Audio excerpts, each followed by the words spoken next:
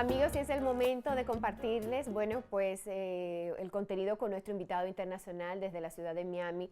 Nos acompaña el doctor Ernesto Figueredo Escobar, quien es doctor en ciencias pedagógicas, en filosofía y temas de asuntos de aprendizaje, educación, con especialidad en el tema de la educación cubana, en Chile, tiene experiencia, estudió en Rusia, es escritor. Bueno, pues tenemos una joya de invitado. Gracias por estar con nosotros, doctor, nuevamente. Para nosotros es un placer tenerle. Realmente, muy buenos días, señorita Udelisa, un gusto. Gracias. Doctor, ahora nosotros queremos que usted nos oriente con respecto a esas cátedras que usted nos da, con respecto a inclusión y diversidad en la educación.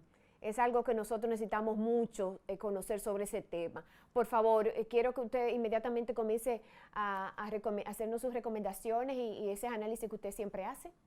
Bueno, pues seguimos con la tendencia. Así es. Yo creo que para hablar de inclusión de la diversidad de la escuela, primero hay que detenerse en el tema salud. ¿Y por qué razón? Porque en la misma medida que el sistema de salud mejora, pues aumenta la diversidad.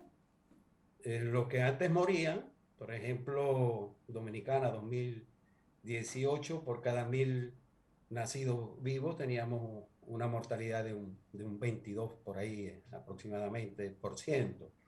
Por tanto, es comprensible que nacen más vivos, pero nacen, por tanto, más diversos.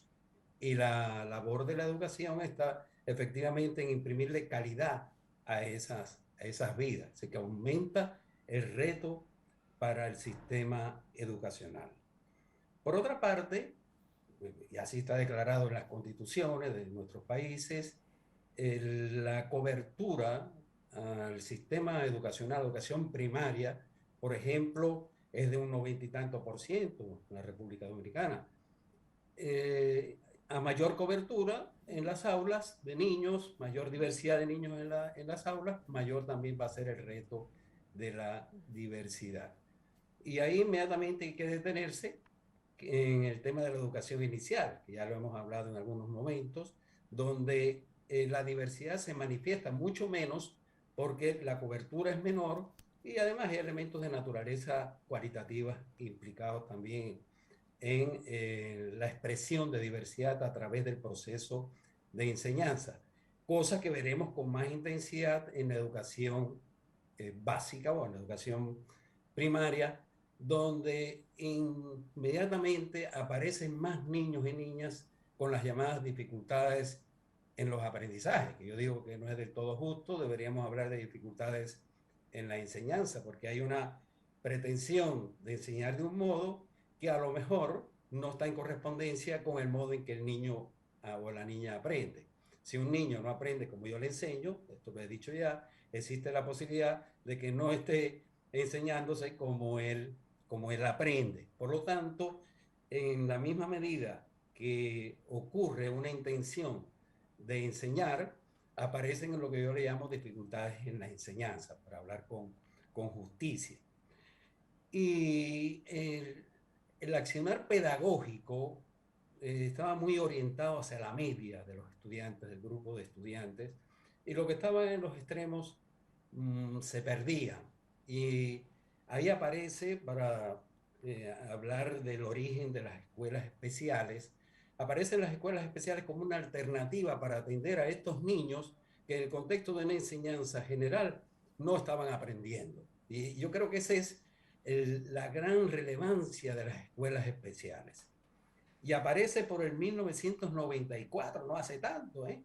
la declaración de Salamanca, que sugiero que la volvamos a leer. Esa declaración hace un llamado a que las escuelas de enseñanza general sean inclusivas, se habla de programas de integración.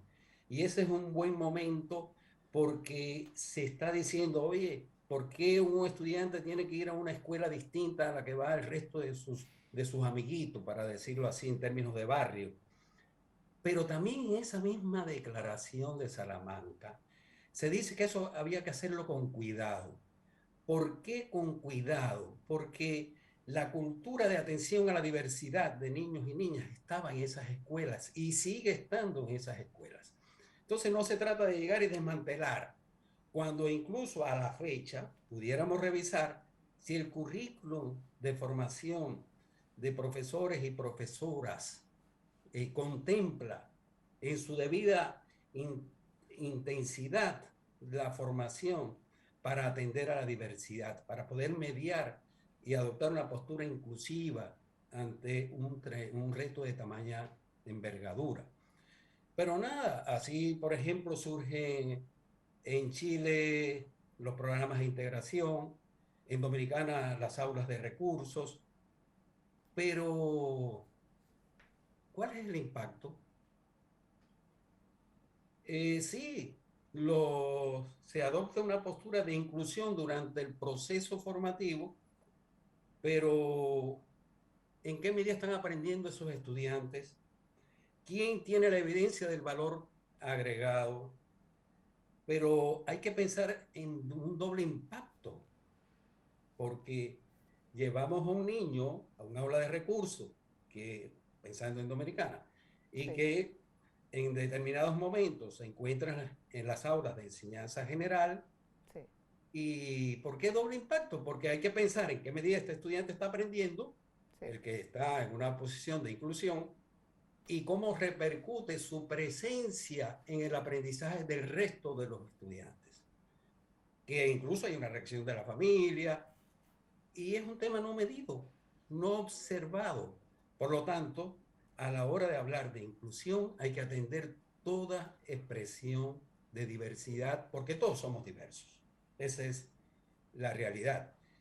Diversidad que nosotros podemos observar, como dice en la Declaración de Salamanca, por género,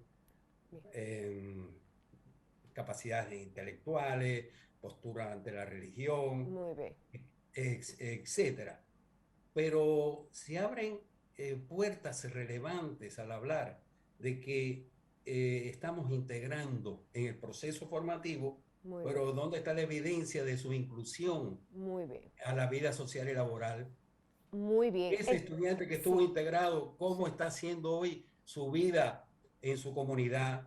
Perfecto. ¿En qué medida es autónomo? ¿Me sigue la idea, señorita Sí, Odelisa? entonces en ese sentido, ahí hay que volver a lo que usted nos había dicho. La gestión de la educación tiene que estar sistematizada, tiene que usarse tecnología para darle seguimiento a los resultados del aprendizaje, para ir evaluando, pero que sea sistemático, que quede constancia de cómo va el proceso en cada etapa del estudiante, ¿verdad que sí? O sea, que todo nos lleva a Claro, que es claro. Y después hacer importante. seguimiento a la vida social y laboral, como está Muy haciendo el de bien, autónomo, muy bien, porque pasa a ser entonces muy bien. una especie de contradicción, incluido en el proceso de Excelente, enseñanza-aprendizaje y segregado en excelente, la vida. Es muy duro eso, y excelente, sobre todo con sistemas que a excelente. partir de los 18, 20 años, sálvese el que pueda. Así es, Entonces, hay así es. muchas cosas que corregir, Muy bien, y nuestros gobiernos tienen una profunda muy bien. deuda en ese sentido. Y hay Sí. muchas cosas más en relación con la Pero inclusión y lo diversidad. vamos a hablar en el próximo programa,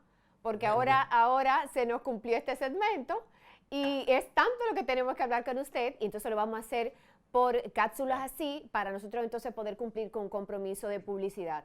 Así que, Pero doctor, le puedo dar un muchísimas airecito gracias. ahí o será después. Es Perdón, otra no, cosa. vamos a hacerlo para el próximo programa, sacarle otra vez unos minutos para conversar con ustedes de estos temas tan interesantes. Así que gracias, doctor, por su participación hoy y lo esperamos en el próximo programa.